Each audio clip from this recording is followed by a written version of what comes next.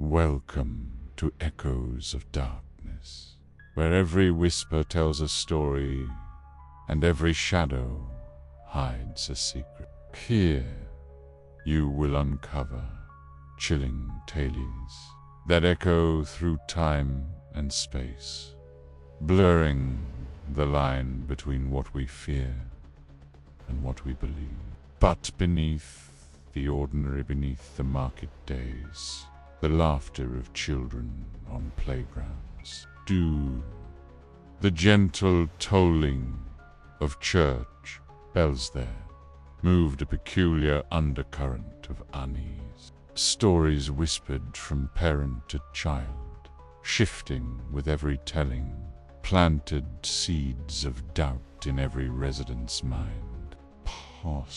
Central to these tales was an imposing structure at the town's heart, the old Maple School. Make sure to subscribe, leave your like, and share this story so that more brave souls can join us, listening to the echoes in the darkness.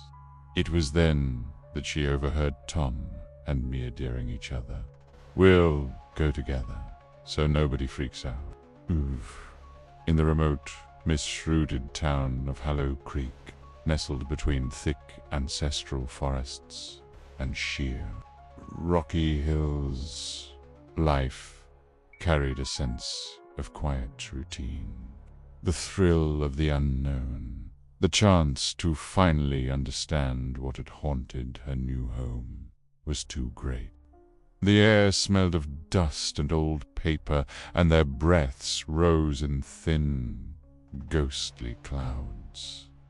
Ceiling tiles sagged, the plaster was peeling, as if the very bones of the building were showing. The three adventurers passed classroom after classroom, each more derelict than the last desks upturned, lesson plans still faintly visible on crumbling blackboard. Their footsteps echoed as if a small audience were listening and waiting. Her parents, moving from the city in search of tranquility, didn't believe in small-town legend. Tom tried to appear unfazed, while Mia chewed her lip, shaky but determined not to turn back. As they stepped over the faded no-entry sign, the temperature dropped. But as they stared, Nina noticed shadows in the background, where no object stood. Quickly, the sense of being watched grew.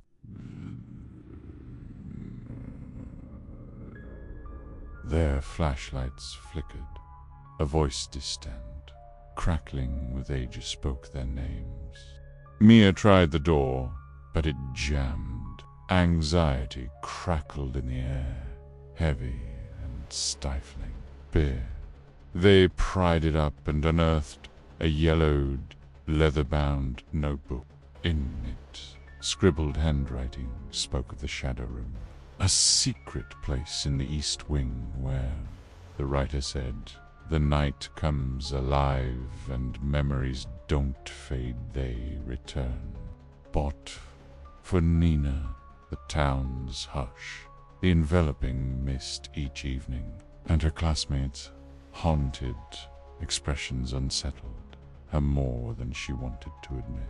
For almost 120 years, old Maple School stood unchanging.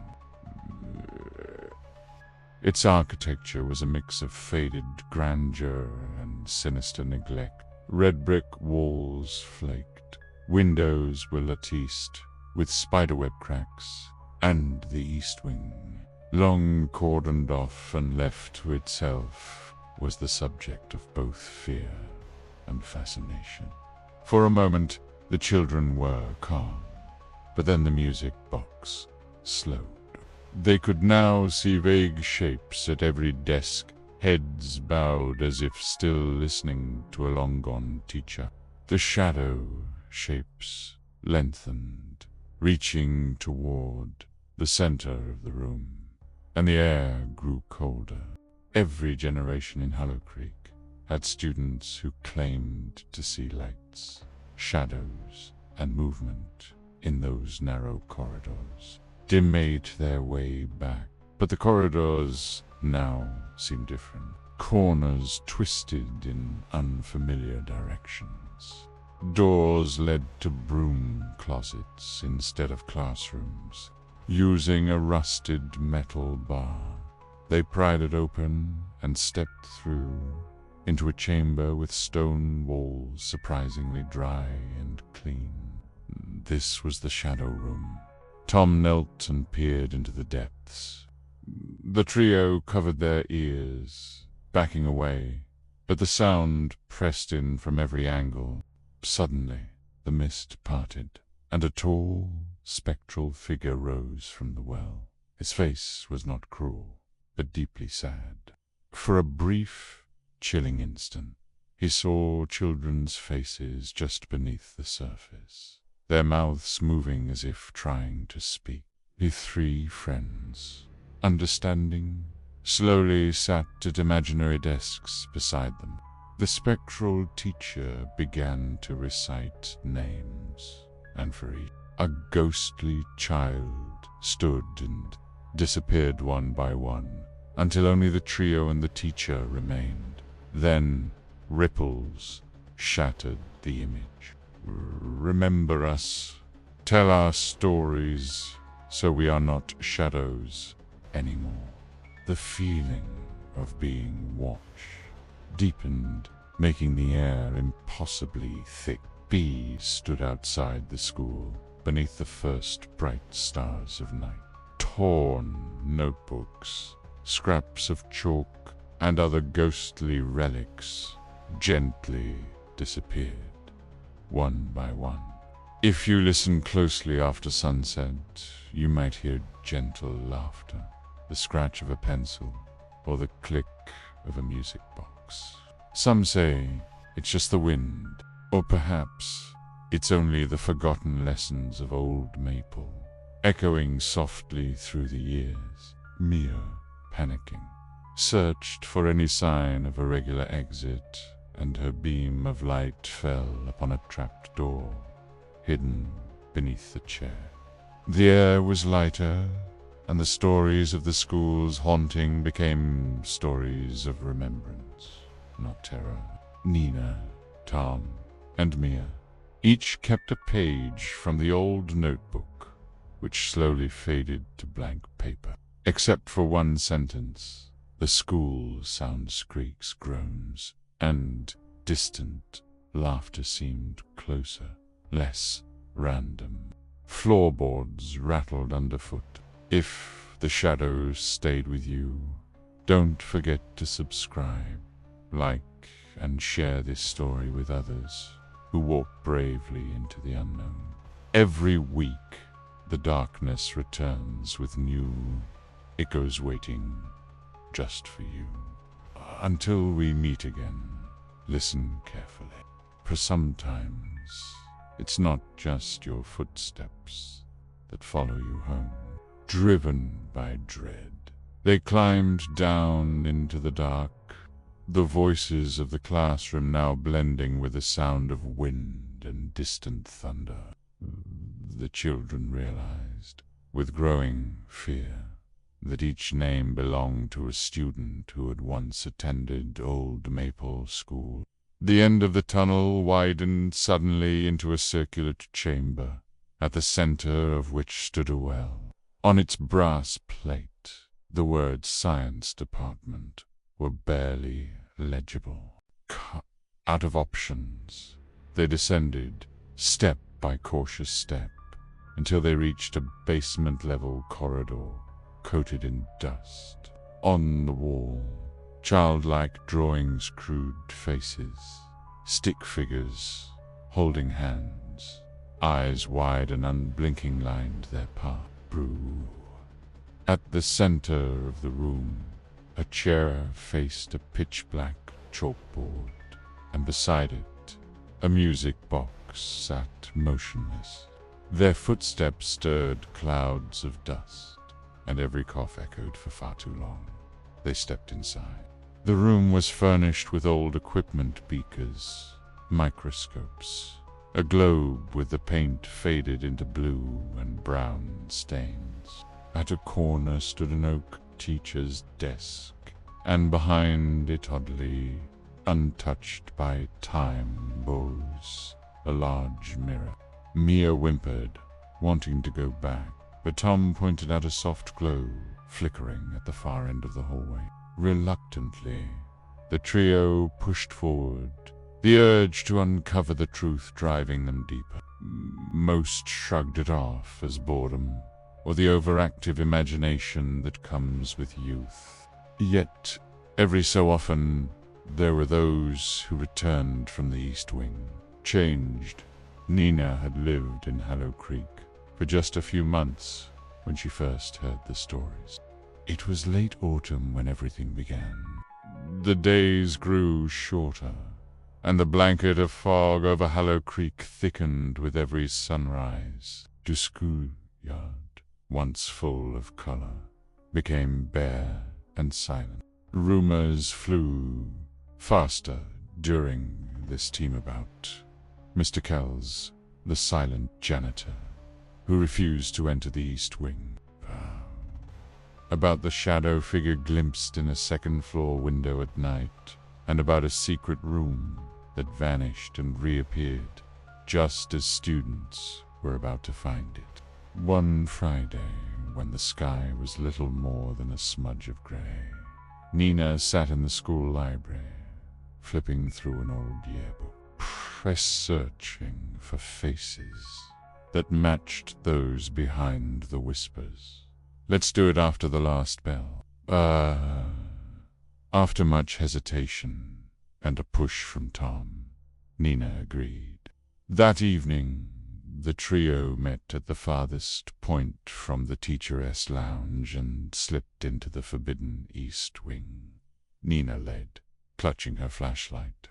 The hallway greeted them with silence sharp enough to hurt. Suddenly, Tom stopped short and pointed. On the wall, someone had scratched messages into the plaster. "Don't stay after sunset. Not alone. Never alone. Bye. I see you." The writing appeared fresh. Nina's skin prickled with goosebumps. The light led them to a door unusually well preserved, its wood warm in color and polished, unlike anything else in the wing. The group approached. The mirror, though dusty, reflected their faces with unnerving clarity. After several tense moments, the door finally opened, and they were suddenly plunged into darkness. Nina, Tom, Mia, the three froze, failing to stifle their terror. Tom shined his light along the walls, discovering a loose floorboard beneath a side table. Eager for evidence, but frightened of the implications, Nina insisted they leave. They found what looked like a stairwell leading down. At the end of the corridor, they found a locked gate. The room was arranged like a forgotten classroom. Old candles snot, lit in aegisat, melted onto window ledges. Nina, entranced, wound the music box. Pitch gentle, slightly off-key lullaby filled the air, and the shadows on the walls seemed to dance. As the melody faded, noises started first, whispers, then the sound of dozens of pencils scratching paper in invisible hands. Suddenly, the room plunged into darkness. The only light was Tom's flashlight, which flickered and illuminated, just briefly, a pair of glowing eyes.